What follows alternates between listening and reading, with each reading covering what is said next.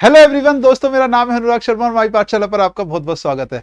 दोस्तों, permutation combination के question आने वाले हैं, ये बात पक्की है सीजीएल एग्जाम में अब, ठीक है ना। क्योंकि सिलेक्शन पोस्ट में पूछे गए, स्टेनो में पूछेगा, अब ये वेंडर नया वेंडर एडुकेटी जो है पूछेगा जरूर।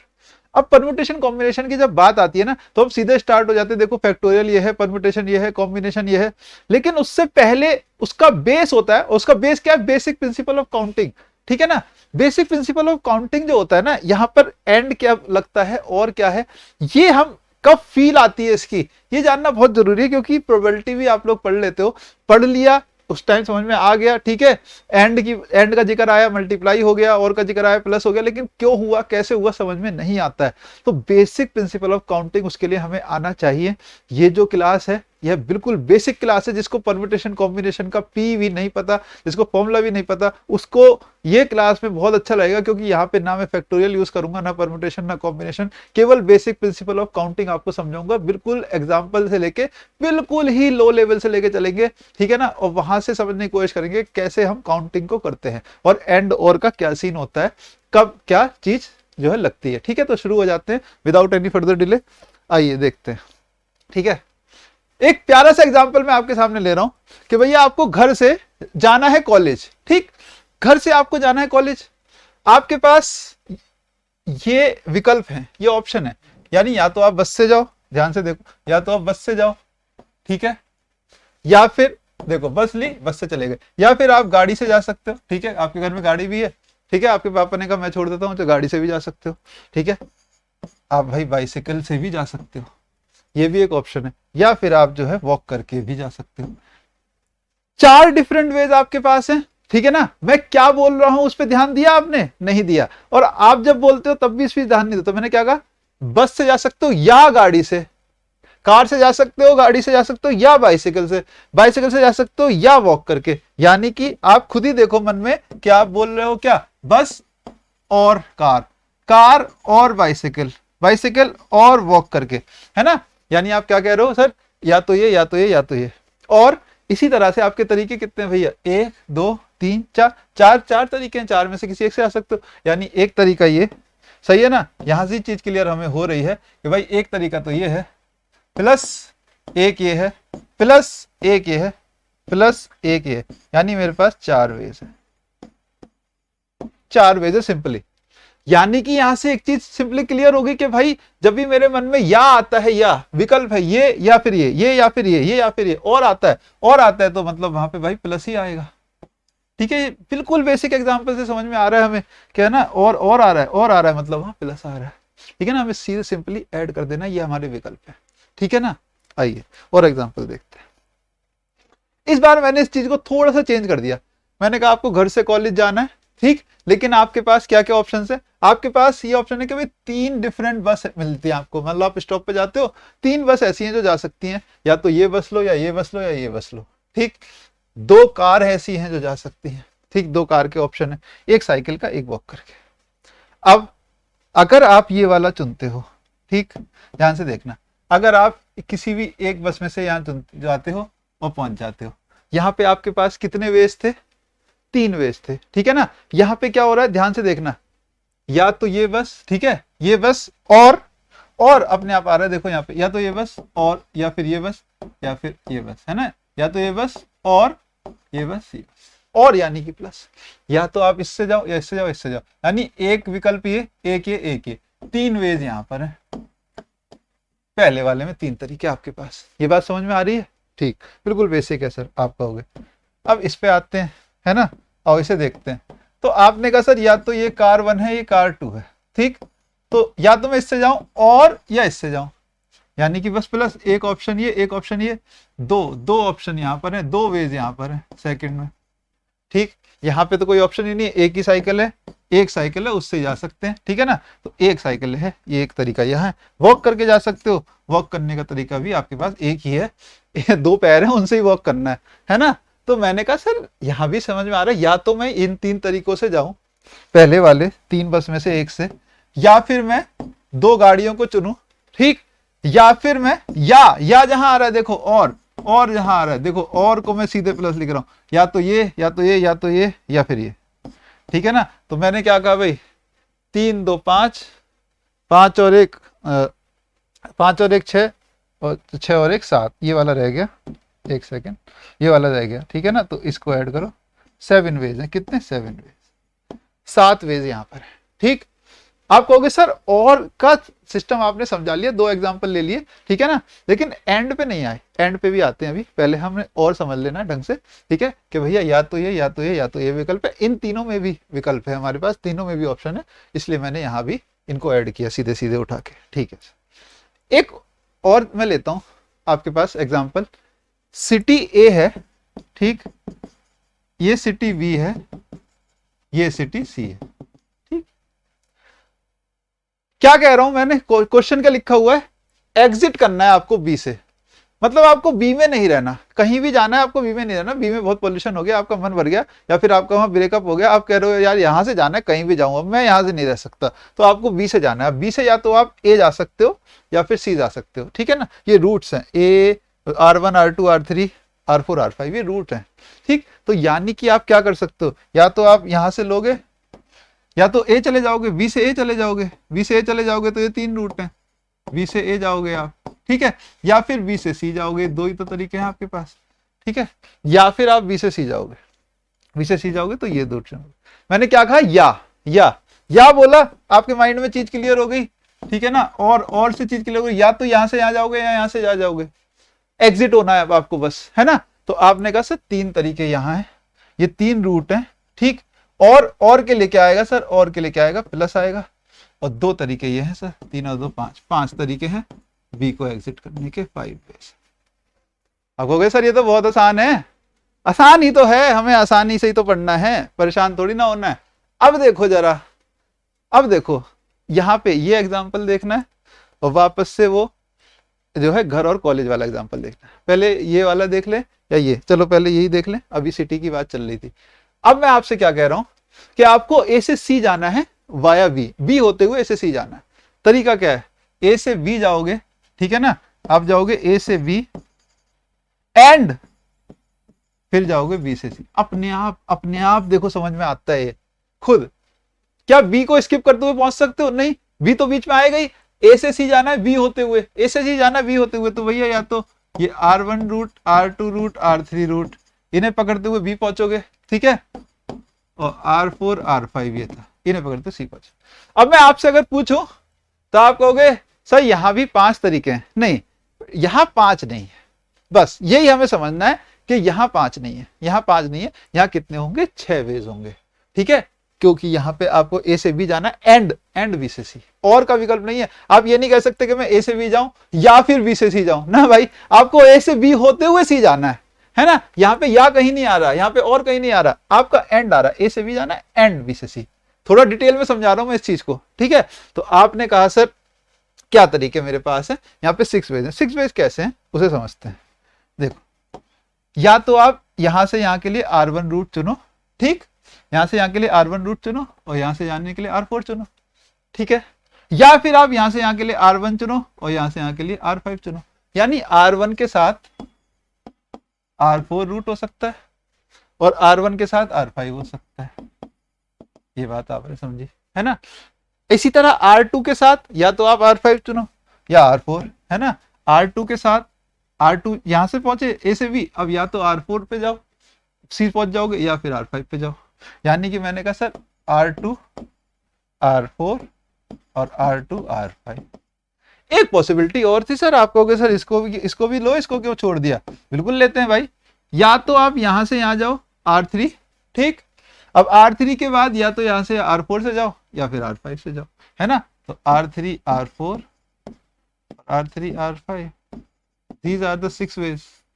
ये 6 तरीके हैं आपके पास, है ना, ये 6 तरीके हैं, ये 6 वेज है।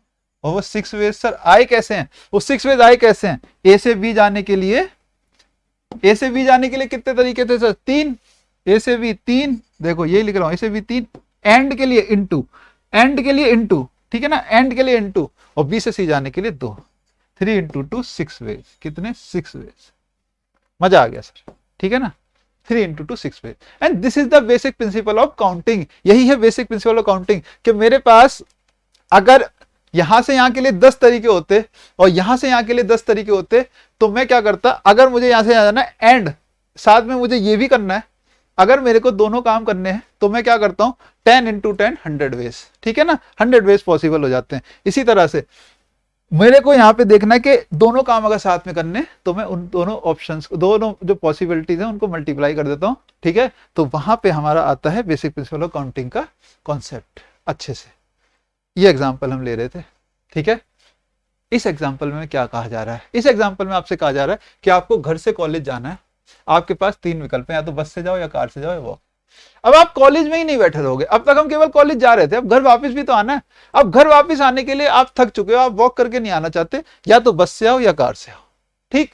तो आपके पास कितने वेज पॉसिबल हैं? फिर से आप कहोगे सर 3 ये 2 ये 5, नहीं, आपको घर से कॉलेज जाना है, फिर एंड आपको वापस आना, एंड आपको वापस आना है, ठीक है। तो फिर से देखेंगे एक बार और पूरा अपना बेसिक कॉन्सेप्ट क्लियर कर लेंगे। गए आप बस से, वापस आ रहे हो बस से, ठीक, गए बस से, वापस आए बस से, गए बस से, इस बस से वापस आए, ठीक है, गए बस से और इस कार से वापस आए, बस से गए, बस से गए और कार से वापस आए। इसी तरह कार से गए और बस से वापस आए, कार से गए बस से वापस आए, कार से गए कार से वापस आए। इसी तरह वॉक करके गए, इसी तरह वॉक करके गए आप, ठीक है ना, और बस से वापस आए, और इसी तरह वॉक करके गए और कार से वापस आए। ये 6 वेज है ना, यानी 3 वेज तो ये थे। अब आप इसमें कहोगे सर इसमें और कहाँ आता है? देखो या बोला मैंने और आपको वही समझना चाहिए कि भाई और भी आता है, और इसमें यहाँ आया या तो बस से या इससे, या तो इससे या इससे। यहाँ 3 वेज है, ठीक, या 3 वेज है, ठीक है। एंड यहाँ 2 वेज है, ये या ये चुनो, यहाँ 2 वेज है, ठीक है ना, यहाँ 2 वेज। और एंड का मतलब क्या है सर? मल्टीप्लाई। एंड का मतलब क्या है? मल्टीप्लाई, सीधा सा, यानी 3 इंटू 2, 3 इंटू 2 6 वेज पॉसिबल है, 6 वेज पॉसिबल। 6 तरीके हैं जहां से आप जा सकते हो, वापस आ सकते हो, ठीक है ना। तो ये रहा एंड, जाना है और वापस आना है, और या तो बस चुनो या कार चुनो या वॉक करके जाओ, ठीक है ना। तो यहाँ पे एक्चुअली और लगता है, और लगता है तो प्लस होता है ना। या ये 3 वेज हैं, ये 2 वेज हैं, लेकिन आपको दोनों काम करने हैं, दोनों काम अगर आपको साथ में करने हैं तो भाई 6 वेज हो जाएंगे, ठीक। तो ये था हमारा बेसिक प्रिंसिपल ऑफ काउंटिंग पूरा का पूरा। एक बढ़िया सा एग्जाम्पल लेते हैं जिससे हमारा सब कुछ डिटेल में कवर हो जाए, ठीक है। आओ, अब आप समझ चुके हो और आप खुद करोगे इसे। मैंने कहा सर घर से जा रहा हूं, एक तरीका ये है, घर से गया, यहाँ ट्रैफिक सिग्नल पड़ा, ट्रैफिक सिग्नल पड़ा, उसके बाद में कॉलेज आया, ठीक। वहां पर यहां से ट्रैफिक सिग्नल से जाने के लिए या तो वॉक करूं या साइकिल लूं, ट्रैफिक सिग्नल से कॉलेज जाने के लिए या तो बस पकड़ूं, पहली दूसरी तीसरी, ठीक। ये एक तरीका है। दूसरा तरीका क्या है? मैं 3 कार का ऑप्शन है, किसी एक से चला जाऊं।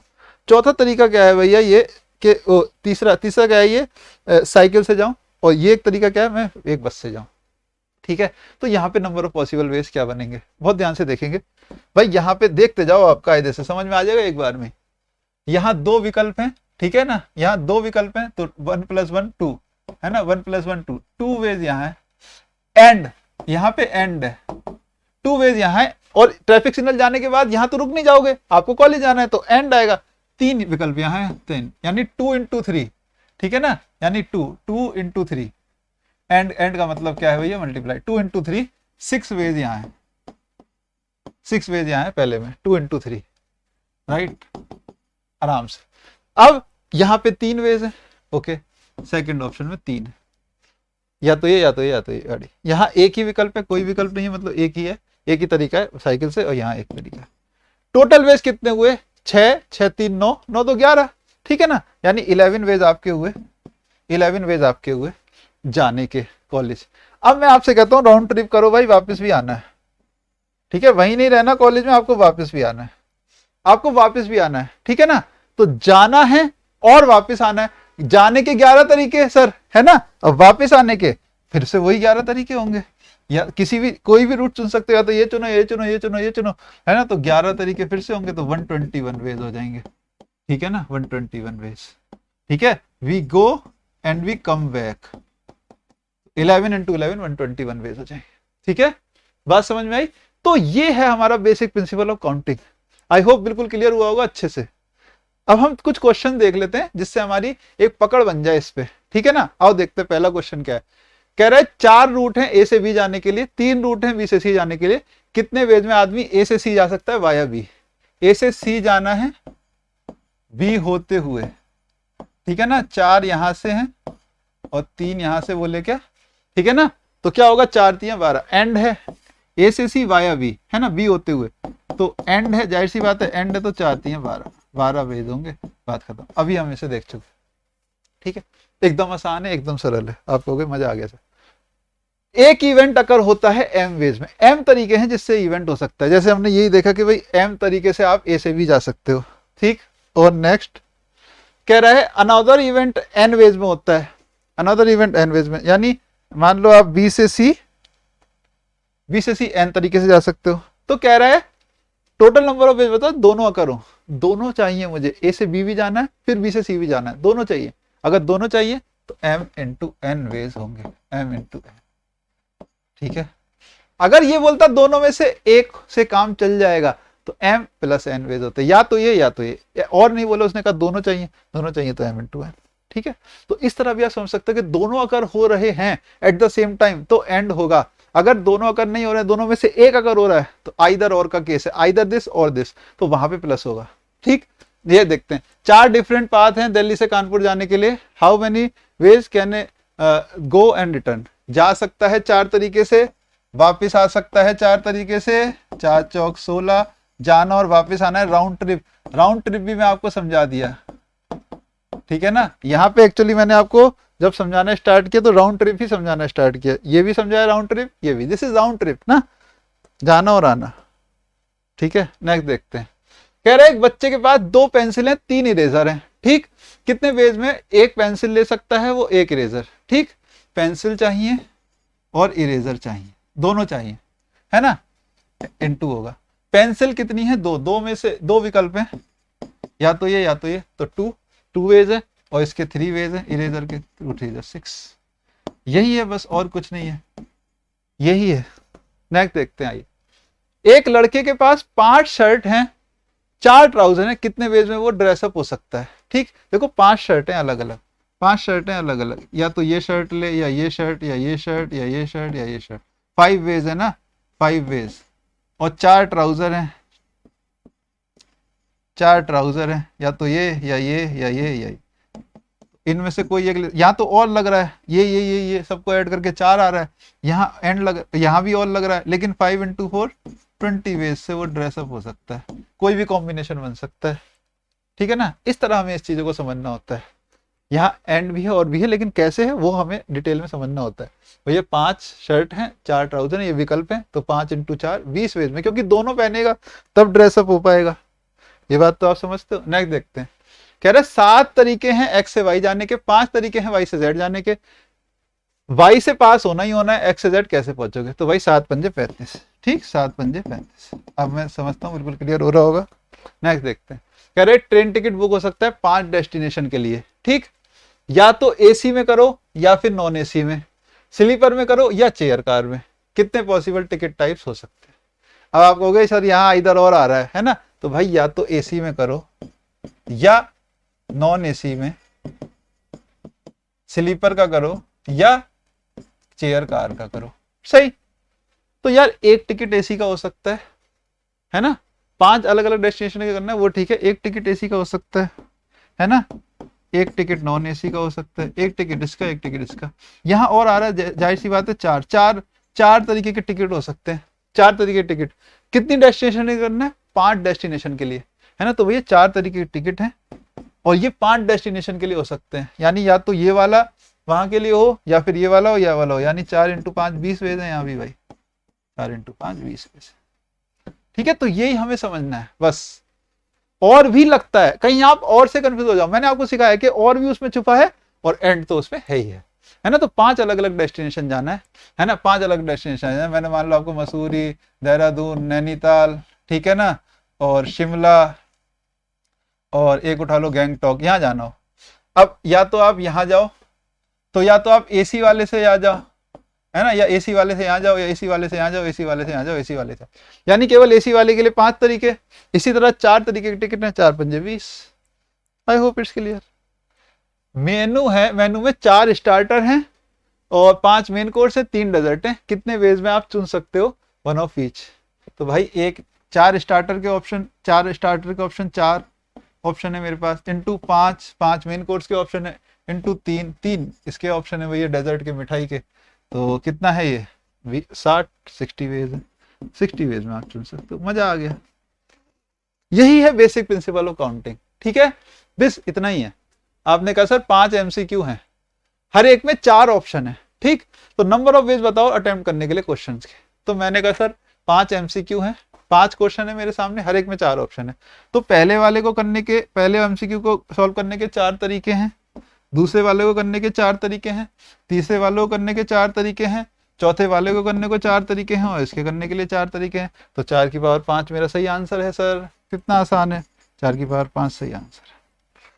बेसिक है ये, बट बेसिक स्ट्रॉन्ग ऐसे ही होता है जब हम कुछ इजी चीजें पढ़ते हैं और स्ट्रॉन्ग होता चला जाता है, ठीक है ना। एक पासवर्ड है जिनमें 3 लेटर हैं और 3 लेटर के बाद 2 डिजिट है, ठीक। यानी 3 तो लेटर है, मान लो जैसे ए बी सी, ऐसे 3 लेटर है और 2 डिजिट है, 2 या 5, ऐसा पासवर्ड है। समझ गए? ये एग्जाम्पल लिया है, this is an example. Okay, तो क्या कह रहा है? Total number of such password कितने हो सकते हैं। रिपीटिशन अलाउड है। अब देखो यहाँ रिपीटिशन अलाउड या नॉट अलाउड का क्या मीनिंग होता है। रिपीटिशन अलाउड है मतलब जैसे आपने, कहने का मतलब पहले में अगर ए लिया तो आप दूसरे में भी ए ले लो, उसे कोई दिक्कत नहीं, तीसरे में भी ए ले लो। यहाँ आपने 2 लिया तो यहाँ भी 2 ले लो, कोई दिक्कत नहीं, रिपीट कर सकते हो, ठीक है। अगर मैं रिपीट कर सकता हूँ, है ना, तो मेरे पास लेटर कितने होते हैं, अल्फाबेट कितने होते हैं? 26 तो मेरे पास इंग्लिश के अल्फाबेट होते हैं। और मेरे पास डिजिट्स कितनी होती हैं सर? 10 डिजिट होती हैं, 0 से 9 तक, 0 से 9 तक 10 होती हैं, है ना। तो पहले वाले में मान लो आपने इनमें से एक उठा लिया, ए उठा लिया फॉर एग्जांपल, पहले वाले में तो 26 तरीके हैं, 26 तरीके हैं ये उठाने के। आप कहोगे सर बिल्कुल सही 26 है, ठीक है। उसके बाद दूसरे के लिए कितने बचे? रिपीटिशन अलाउड है, ऐसा नहीं कि आपने ए यहां रख दिया तो अब वापस ए नहीं ले सकते। अगर रिपीटिशन अलाउड है तो सारे के सारे ऑप्शन फिर से मौजूद हैं। आपने मान लो बी लिया लेकिन बी दोबारा भी ले सकते हो, है ना। तो 26 के 26 ऑप्शन दोबारा आपके पास मौजूद हैं। तो दूसरे पे रखने के लिए भी 26 है आपके पास, तीसरे पे रखने के लिए भी 26 है। इसी तरह 10 डिजिट अवेलेबल है, रिपीटिशन अलाउड है। मान लो पहले में आपने 1 कर दी तो 10 ऑप्शन है, लेकिन दूसरे में भी 1 कर सकते हो तो 10 के 10 ऑप्शन फिर से मौजूद है। अगर रिपीटिशन ना अलाउड होता तो पहले में अगर आपने 1 चुन के रख दी तो दूसरे में आप 10 नहीं रख सकते, 1 कम हो चुका आपका। यही रिपीटिशन नॉन रिपीटिशन का केस होता है, ठीक है ना। यही नॉन रिपीटिशन रिपीटिशन हो जाता है, यानी रिपीटिशन नॉट अलाउड होता है, नॉट अलाउड। तो आप क्या करते हैं? रिपीटिशन नॉट अलाउड, बस यही हमें समझना है। तो भाई पहले में मान लो आपने ए रख दिया, अब एक ए नहीं रख सकते, अब बी से लेकर के जेड तक कोई और रख सकते हो, यानी 26 है तो उसके बाद दूसरे में 25 रख सकते हो। अब 2 आपके जा चुके, कोई भी 2 गए हो उससे मतलब नहीं, अब आपके पास 24 ऑप्शन बचे तो आप 24 ले सकते हो। इसी तरह 10 डिजिट में से कोई एक चुन ली, मान लो आपने 2 चुन ली तो 2 यहाँ आ गई तो उसके लिए 10 ऑप्शन थे, लेकिन अब एक ऑप्शन आपका कम हो चुका, अब 2 जा चुका, अब बाकी 9 में से चुनना है। तो ये आपका आंसर होता है अगर रिपीटिशन नॉट अलाउड। तो repetition allowed, repetition not allowed एक बार में समझ लिया। 26 की पावर 3, 10 की पावर 2 आपका आंसर होगा। नेक्स्ट चलते हैं। एक टेलीफोन नंबर है जिसमें 60 डिजिट है, ठीक, 60 डिजिट है। पहली डिजिट 0 या 1 नहीं हो सकती, रिपीटिशन अलाउड है। Total number of possible ways कितने हैं? टेलीफोन नंबर में 60 डिजिट है, कितनी? 7। पहली डिजिट 0 या 1 नहीं हो सकती, ओके।